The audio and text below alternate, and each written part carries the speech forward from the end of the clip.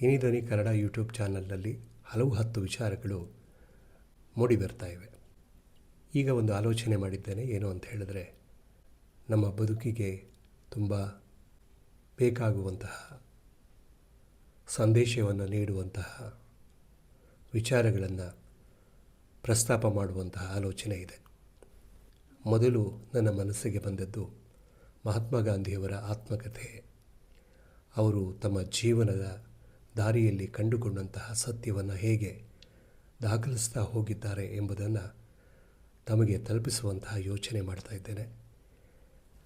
ಮಹಾತ್ಮ ಗಾಂಧಿಯವರ ಹೋರಾಟದ ಪ್ರಯತ್ನದ ಫಲವಾಗಿ ನಾವಿಂದು ಸ್ವತಂತ್ರ ಭಾರತದಲ್ಲಿ ಇದ್ದೇವೆ ಎಂಬಂತಹ ವಿಚಾರ ನಮ್ಮ ಮನಸ್ಸಲ್ಲಿ ಸದಾ ಇರಬೇಕು.